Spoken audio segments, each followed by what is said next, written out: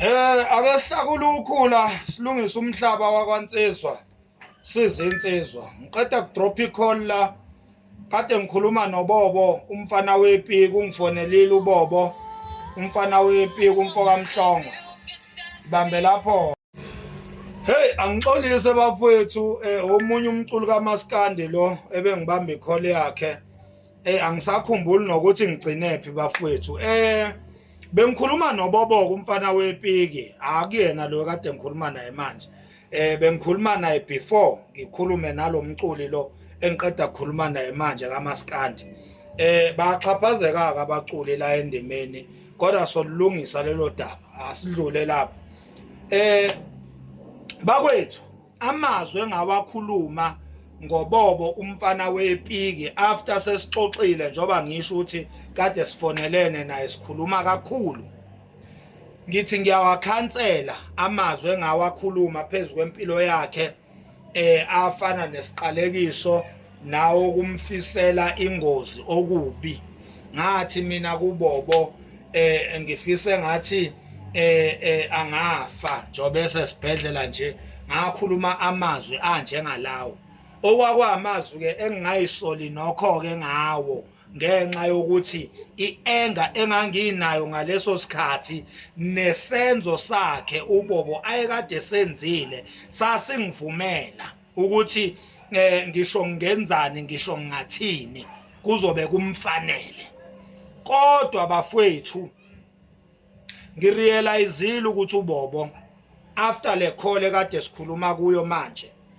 wasifunda isifundo sakhe usifundile isifundo sakhe ongangokuba sivumelene naye uBobo umfana wepiki ukuthi uzoyilungisa lento lamagama wonke awakhuluma nawo yonke lento ayiqalayo against uKhuzani nabalandeli bakhe okuyithi sivumelene ukuthi ebunsizweni bakhe ngesikhathi sakhe uzoyilungisa siyazi ke bakwethu ukuthi ngeke simrashe ngoba ziningi izinto abhekene nazo njengamanje kumele nje simnike leso sikhathi nyana sokuthi athi ukuba busy nempilo yakhe and then uzoyilungisa lento asona kuyo singabalandeli bendlamlenze kanye nendlamlenze uzoyilungisa ebunsizweni bakhe ngesikhathi esright okwamanje mina ngidecidile esayidini lami nakobami ubunsizwa ukuthi mina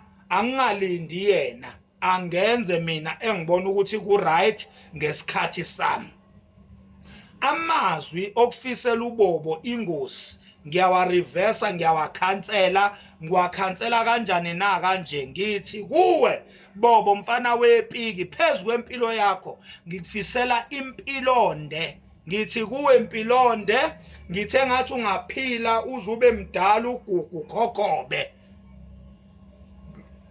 ungagcini ngokuphila nje kuphela kodwa uphinde unqobe izimpi obhekene nazo uphinde uphumelele kuvuleka iminyango evalekile kusho mina udinsi dindiliza ukudinsika kwesidikiselo sebhodo elikhuluma kuhlathiwe kusho mina udengezi loncinda inkunzi ezimavava thekhe santi ukuhlala kwentombi engayiphethe kahle kuyawadonsa amehlo ensizwa ngithi uBobo umfana wepiki imfokamhlongo amazwi engawakhuluma amabi ngithi ngiyawakhansela ngiwakhansela ngokuthi akabe nempilo ende uBobo umfana wepiki aphumelele futhi anqobe aphinda abusiseke kusho mina weKhuzani dlamlenze Khuzani sondela qhawe lami lalela ke nkunzi akubona ukukujikela lokhu kodwa uqala kokulungiswa kwezinto kumele ibe khona insizwa ezoqala ihlahla indlela yokusolva inkinga ebese zonke insizwa ziyalandela zilungise inkinga esibhekene nazo emculweni kaMaskandi ngithi ke mina Khuzani uBobo umfana wepiki sikhulumile kakhulu naye kule call kade sikhuluma kuyo angifonelile kuyo sivumelene ukuthi esayidini lami ngizowakhansela amazwi engawakhuluma egameni labalandeli bakho Khuzani. Ngiwakhuluma against uBobo ngenxa yezenzo zakhe ezimbi towards wena qhawe lama Blue Nation kanye nama Blue Nation. Uzoyilungisa lonto. Njengamanje mina ngihlahla indlela ngoba phela ngumholi mina. Mina ngiyona nje insizwa esangene, mina ngiyinsizwa eholi insizwa, mina ngumholi mina. Angiyona induna yezinsizwa, angiyona umdidiyelo wamabutho, angilutho entweni ekuthiwa ikhundla zasemhlabeni zokuphapha cha. Mina ngiyinsizwa nje yokuzalwa. Uyabona? Mawuyinsizwa uyinsizwa whether uyanikwa ikhundla noma unikwa, kodwa mawuyinsizwa uyinsizwa. Ngithi ke mina emsizweni bami ngumfo kaMakhanya. uBobo umfana wepiki ngimfisela impilo nempumelelo nokunqoba nezibusiso. Kusho mina.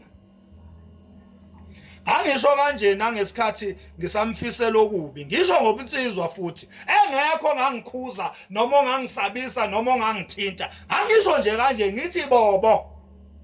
Uyabona namanje futhi ngisho kanjalo sengireversa lawa amazwi. Sengithi kuwe Bobo engathi ungaphila ndoda. Siyabonga ukuthi usindile.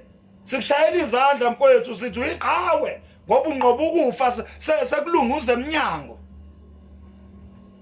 Sithi uyiqhawe ngoba unqoba ukufa sewulengela kukho wakunqoba. Sithi phila ke ndoda, lungisa amaphutha akho. Lungisa amaphutha akho mfana wepiki, walungise ndoda. Walungise ndoda, usengozini walungisa amaphutha akho. Amaphutha akho azokulandela mfowethu, walungise enkabi yami, walungise mfowethu.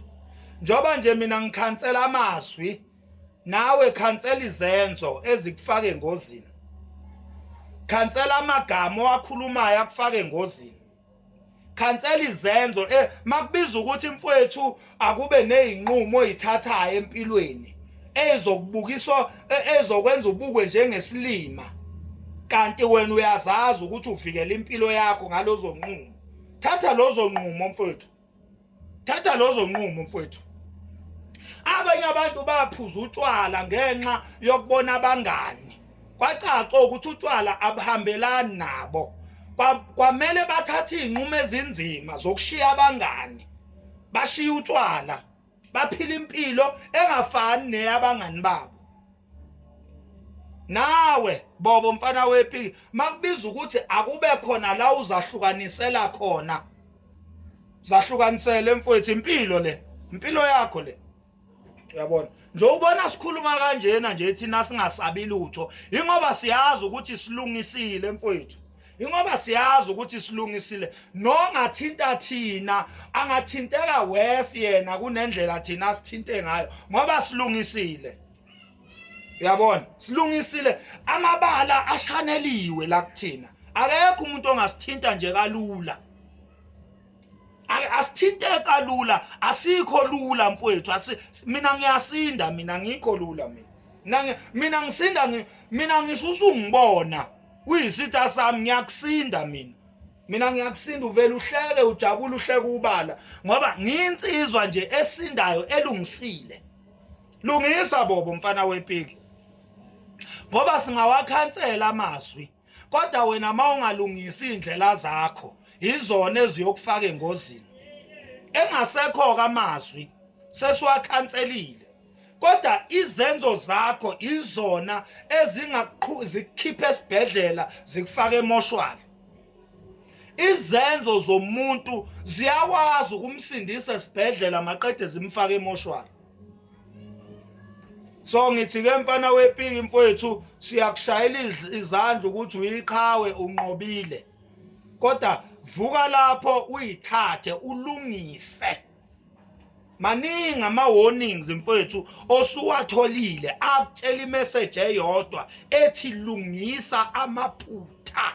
Uma ngabe ungawezwa ama message akhulunywa izimo obhekana nazo zizokufaka egodini.